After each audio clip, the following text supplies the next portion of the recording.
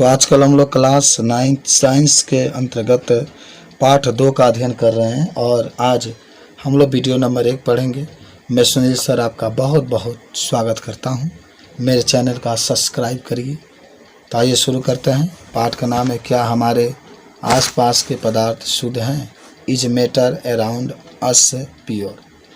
तो ये पाठ का नाम है क्या हमारे आसपास के पदार्थ शुद्ध हैं। तो आइए देखते हैं कुछ इसके महत्वपूर्ण बातों में।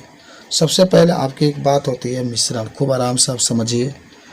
तो मिश्रण में आप पढ़ेंगे कि मिश्रण एक पदार्थ होता है जो 2 या 2 से अधिक तत्वों या अथवा यौगिकों का रासायनिक रूप से संयुक्त किए बिना ही बनाया जाता है। नमक और विलयन या जल व साधारण नमक का मिश्रण। यानी आप एक चीज़ और बता देंगे, मिश्रण वह होता है जिसमें 2 या 2 से अधिक पदार्थों को हम लोग अनिश्चित अनुपात में मिला दें। आप चीनी पानी को मिला दीजिए, ये मिश्रण हो जाएगा। कोनो अनुपात नहीं है, मन करता आप जितना में कितना चीनी मिलाइए पानी मिले तो मिश्रण हो जाएगा। मिला दीजिए। खाली बालू में आप धो करके जो छोटे छोटे पत्थर होते हैं उसको मिला दीजिए, वह भी आपका क्या हो जाएगा, मिश्रण। मिश्रण का कोई सूत्र नहीं होता है बाबू। जितने रासायनिक सूत्र वाले होते हैं सब वो यौगिक होते हैं। चाहे आप पानी में जगह नमक मिला दीजिए, ये भी आपका मिश्रण। मानो कुछ भी मिला देंगे, इधर उधर कुछ किसी भी मात्रा मिला देंगे तो आपका मिश्रण कहलाता है। अब आगे आप जाइएगा ना तो आपको एक चीज़ पढ़ाया जाएगा कि जो मिश्रण होता है 2 प्रकार का होता है। एक समांगी मिश्रण होता है और एक विषमांगी मिश्रण होता है। तो पूछा जाता है कि समांगी मिश्रण किसे कहते हैं, तो आप बता देते हैं कि समांगी मिश्रण में जो मिलाए गए पदार्थ होते हैं उसको हम अलग अलग नहीं देख पाते। बहुत सिंपल सा कि समांगी मिश्रण में जो मिलाए गए पदार्थ होते हैं उसको अलग अलग हम लोग नहीं देख सकते हैं। जैसे पानी और चीनी मिला दीजिए, याद करो पानी और चीनी मिलाएंगे तो पानी और चीनी आपस में घुल जाएगा और जब आप उसको अलग अलग देखेंगे तो दिखाई देगा, नहीं दिखाई देगा। तो ये समांगी मिश्रण होता है। एक होता है विषमांगी मिश्रण। तो आप बात होती है कि विषमांगी मिश्रण क्या है। तो विषमांगी मिश्रण में जो मिलाए गए पदार्थ होते हैं उसको अलग अलग कर सकते हैं, अलग अलग देख सकते हैं। बात समझना। जो विषमांगी मिश्रण होता है इसमें मिलाए गए जो पदार्थ होते हैं उसको हम लोग अलग अलग क्या कर सकते हैं, देख सकते हैं। जैसे अगर पानी में आप मिट्टी मिला दें तो मिट्टी और पानी को हम लोग अलग अलग क्या कर सकते हैं, देख सकते हैं। तो यह एक विषमांगी मिश्रण का उदाहरण हो जाता है। ठीक है, अब चलिए आगे बढ़ते हैं। तो यहीं पर आपको तो ये तो बात आपकी रही कि इस तरीके से अगर पूछा जाता है तो बता दीजिएगा। यौगिक के तन बारे में हम बता दें कि अगर आपसे पूछा जाता है कि यौगिक किसे कहते हैं तो आप कह सकते हैं 2 या 2 से अधिक पदार्थों को जब निश्चित अनुपात में मिलाते हैं तो उसे यौगिक कहते हैं। जितने भी यौगिक जितने भी आप सूत्र लिखते हैं सब यौगिक के सूत्र। जैसे अगर मैं आपसे कहूँ कि NaOH है, ये भी आपका यौगिक है। NaCl ये भी आपका, जितने भी सूत्र लिखेंगे ना सब ये यौगिक होता है। तो जब 2 या 2 से अधिक पदार्थों को हम लोग क्या करते हैं, निश्चित अनुपात में मिलाते हैं तो इसे हम लोग यौगिक कहते हैं। समझ गए। तो जितने भी सूत्र वाले यौगिक लिखते हैं, चाहे NaOH हो, NaCl हो, चाहे आपका KCl2 हो, चाहे आपका MgCl2 हो, सबको हम लोग यौगिक कहते हैं। अब एक चीज़ आता है जिसका नाम होता है पदार्थ। तो अगर आपसे पूछा जाता है कि पदार्थ किसे कहते हैं तो आप कह सकते हैं पदार्थ किसी द्रव्य का एक ऐसा एकल शुद्ध नमूना है जिसे और अधिक सरल पदार्थों में किसी भी भौतिक विधि द्वारा अलग नहीं किया जा सकता। यानी पदार्थ हुआ होता है, आप इसके पहले भी पढ़े हैं ना, पदार्थ हुआ होता है जिसमें भार पाया जाता है, जिसमें द्रव्यमान पाई जाती है, जिसमें स्थान करने की क्षमता पाई जाती है और किसी भी भौतिक विधि द्वारा इसको 2 भागों में हम लोग नहीं तोड़ सकते। अब एक चीज़ आता है ना बहुत इंपॉर्टेंट है, शुद्ध पदार्थ। तो शुद्ध पदार्थ भी आपको याद होगा, वे पदार्थ जिनका दिए हुए तापमान तथा दबाव पर रंग आकार स्वाद स्वभाव एक ही जैसा रहता है। मान शुद्ध पदार्थ हुआ होता है जो एक ही प्रकार के परमाणु से मिलकर के बना होता है, जिसका रंग रूप हमेशा एक समान रहता है। रंग होगा, रूप होगा, चाहे तमाम प्रकार के जो देखते हैं तो शुद्ध पदार्थ कहते हैं। लोहा, चांदी, सोना ये सब शुद्ध पदार्थ होता है। ठीक है। एक होता है आपका अशुद्ध पदार्थ। तो बता सकते हैं कि अशुद्ध पदार्थ वह होता है जिसमें 2 या 2 से अधिक अशुद्ध अणुओं से या परमाणुओं से मिलकर बना होता है। तो जब 2 या 2 से अधिक अणुओं या परमाणुओं से मिलकर के बना होता है तो उसको हम लोग अशुद्ध पदार्थ कहते हैं। जैसा अगर मान लो कि लोग हैं ना सोना में तांबा मिला देते हैं, चाहे चांदी मिला देते हैं तो अशुद्ध पदार्थ हो जाता है। चलिए उसके बाद एक चीज़ आता है जिसका नाम होता है विलयन। तो विलयन 2 या 2 से अधिक पदार्थों के समांगी मिश्रण को विलयन कहते हैं। समांगी मिश्रण अभी पढ़े थे। समांगी मिश्रण का मतलब होता है कि अलग अलग नहीं देख सकते हैं जो मिलाए गए पदार्थ होते हैं। तो 2 या 2 से अधिक पदार्थों के जो समांगी मिश्रण होता है, माने विलयन भी एक प्रकार का मिश्रण होता है। तो 2 या 2 से अधिक पदार्थों के जो समांगी मिश्रण होता है उसको विलयन कहते हैं। पानी में चीनी डाल दिए, नमक डाल दिए, उसको घुला दीजिए, वह विलयन हो जाएगा आपका। समझ रहे हैं? पानी है, पानी में दूध डाल दीजिए, फिर चीनी डाल दीजिए, उसको मिला दीजिए तो मिश्रण हो जाएगा। यानी एक प्रकार का समांगी मिश्रण होता है। विलयन जो होता है समांगी मिश्रण होता है। इसमें जो मिलाए गए पदार्थ होते हैं हम उसको अलग अलग नहीं देख सकते हैं। चलिए, अब विलायक होता है। विलायक किसे कहते हैं? तो विलयन का वह अवयव जो किसी विलय का अपने में घोलता है, अपने में घोलता है, विलायक कहलाता है। ये समानता अधिक मात्रा में होता है। हालांकि उदाहरण में आप चाहें तो यहाँ पर जल लिख सकते हैं। जल, पानी जिसको कहते हैं, ये विलायक है। क्योंकि जो जल होता है हर एक पदार्थ को अपने अंदर क्या करता है? घोलता है। तो जो अपने अंदर, माने वह पदार्थ जो किसी पदार्थ को अपने अंदर घोलता है उसको विलायक कहते हैं। इसमें देखिए 3-4 अक्षर है ना विलायक में, इसलिए बड़ा है, इसीलिए इसकी मात्रा अधिक होती है। याद करो, विलायक में आपका कितना अक्षर है? 4 अक्षर है, इसीलिए इसकी मात्रा अधिक होती है। चलिए, विलय पदार्थ। तो विलय पदार्थ भी आप बता सकते हैं कि विलयन का दूसरा अवयव जो विलायक में घोला जाता है विलय पदार्थ कहते हैं। समानता कम मात्रा में होता है, जैसे चीनी आप यहाँ पर लिख सकते हैं। तो आप विलय के बारे में भी बता सकते हैं कि विलय वह पदार्थ होता है जिसको हम लोग दूसरे माने विलायक में क्या कर सकते हैं? घोल सकते हैं। समझ गए हैं? विलय की मात्रा कम होती है।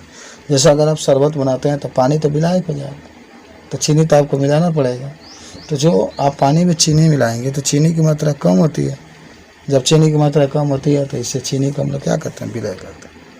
यानी विलयन में जिसकी मात्रा कम होगी उसे विलय कहेंगे, जिसकी मात्रा अधिक होगी उसी को हम लोग क्या कहते हैं? विलायक कहते हैं। चलिए, अब आते हैं हम लोग 7 नंबर के पास। कहता है कि विलयन की सांद्रता। तो विलयन के प्रति इकाई द्रव्यमान में अथवा प्रति इकाई आयतन में उपस्थित विलय पदार्थ की मात्रा विलयन की सांद्रता। देखिए, ये बहुत ही इम्पोर्टेंट है पाठ। अब आराम से पढ़ते चलिए। कोई भी आपसे पूछ सकता है कि विलयन की सांद्रता किसे कहते हैं, तो आप तुरंत कह सकते हैं कि विलयन की सांद्रता में अगर आपसे पूछा जा रहा है तो आप इस चीज़ को बताइएगा कि जो विलयन में जो विलय पदार्थ होता है उसकी मात्रा जितनी घोली जाती है उसी को हम लोग क्या कहते हैं?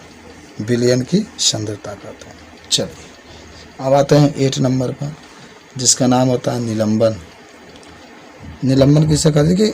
कि एक वीडियो में आपको कम से कम 10 क्वेश्चन तो तैयार हो ही जाता होगा। तो अगर निलंबन आपसे पूछता है तो कह सकते हैं वह पदार्थ जो विलायक में अघुलनशील तथा आँखों से देखा जा सकता है निलंबन कहलाता है। निलंबन एक विषमांगी मिश्रण होता है। इसमें विलय के कणों का आकार 10⁻5 सेंटीमीटर से भी ज़्यादा होता है। तो आप कहने क्या कहा? निलंबन एक प्रकार का विषमांगी मिश्रण। इसमें अगर उसको पानी में जब किसी पदार्थ को घोला जाता है तो उसको अलग अलग देख लेता है कि निलंबन होता है। पानी है, पानी में अगर आप मिट्टी डाल देंगे तो पानी और मिट्टी को हम अलग अलग देख लेते हैं। तो ये जो एग्जाम्पल होंगे निलंबन का, तो पानी और मिट्टी को अलग अलग देख लेंगे तो किसका एग्जाम्पल हो जाएगा? निलंबन का एग्जाम्पल हो जाएगा। उसके बाद से एक और आता है 9 नंबर कोलाइडी। तो आप कह सकते हैं कोलाइडी ये भी एक विषमांगी मिश्रण है। कोलाइडी एक विषमांगी मिश्रण है जिसके कणों का आकार इतना छोटा है कि उन्हें सरलता से देखा नहीं जा सकता है। कोलाइडी एक विषमांगी मिश्रण है जिसके कणों का आकार इतना छोटा है कि उन्हें सरलता से देखा नहीं जा सकता है, किंतु इतना बड़ा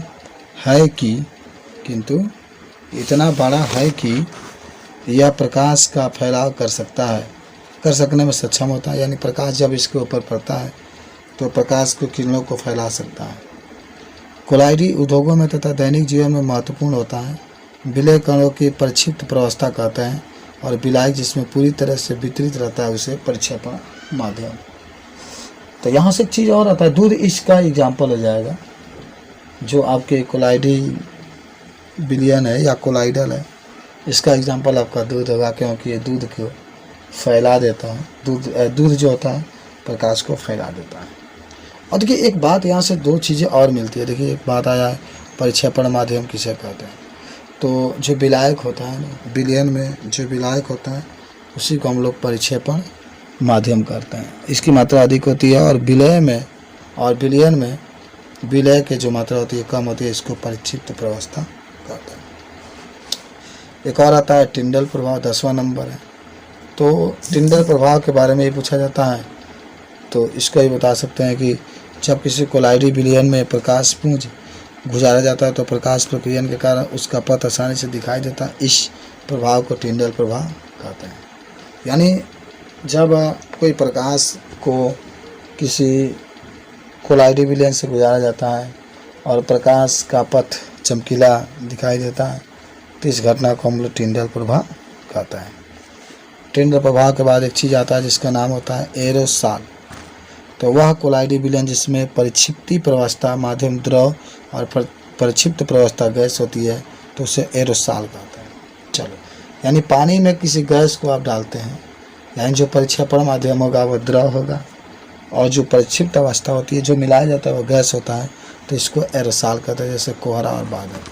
तो देखिए जैल क्या होता है, वह कोलाइडी विलयन जिसमें परिक्षिप्त प्रवस्था द्रव और ठोस होता है तो उसे जैल कहते हैं। पनीर वगैरह जो होता है, यानी जिसमें परिक्षिप्त अवस्था, यानी जो परिक्षिप्त अवस्था ठोस माने विलायक होगा, अधिक मात्रा होगा, द्रव आपका कम होता है तो जैल कहता है। ठोस साल वह कोलाइडी विलयन जिसमें परिक्षिप्त प्रवस्था माध्यम और परिक्षेपण माध्यम दोनों ही ठोस होते हैं, समझिए।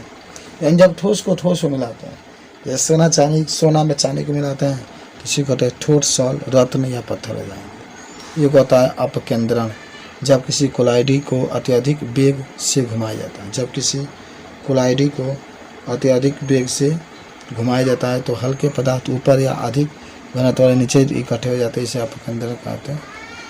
भौतिक परिवर्तन में कि भौतिक परिवर्तन वह परिवर्तन जिसमें पदार्थ की भौतिक अवस्था बदल जाती है परंतु इसके मूल संरचना में कोई परिवर्तन नहीं होता है, इसको भौतिक परिवर्तन कहते हैं। तो भौतिक परिवर्तन वह परिवर्तन होता है जिसमें पदार्थ का भौतिक अवस्था बदल जाता है परंतु उसके मूल संरचना में कोई परिवर्तन नहीं।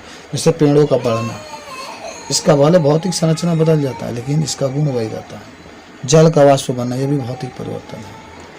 पेड़ों को काटना, यह भी भौतिक परिवर्तन है। अब आइए रासायनिक परिवर्तन में। भौतिक परिवर्तन, तो भौतिक परिवर्तन के बाद एक और आता है जिसका नाम होता है रासायनिक परिवर्तन। तो कह सकते हैं रासायनिक परिवर्तन वह परिवर्तन होता है जिसमें कोई नया पदार्थ बन जाता है जिसके गुण पहले पदार्थों के गुण से अलग होता है। यानी जो नया पदार्थ बनता है इसका गुण और जो पुराने पदार्थ है उसका गुण, दोनों का गुण क्या होता है, अलग अलग होता है। तो इसी को हम लोग क्या कहते हैं, रासायनिक परिवर्तन कहते हैं। ठीक है, तो इस तरीके से वीडियो नंबर जो हम लोग एक पढ़ रहे थे आज उसका समाप्त करते हैं। जैसे रासायनिक परिवर्तन में भोजन का पाचन लिख सकते हैं, सांस लेना भी लिख सकते हैं, खाना पकाना भी लिख सकते हैं, तमाम प्रकार के लकड़ी को जलाना लिख सकते हैं, सभी रासायनिक परिवर्तन होते हैं। तो आज के लिए इस वीडियो में बस इतना ही। आगे दूसरे का वीडियो में नेक्स्ट मैं पढ़ाऊँगा, तब तक के लिए धन्यवाद।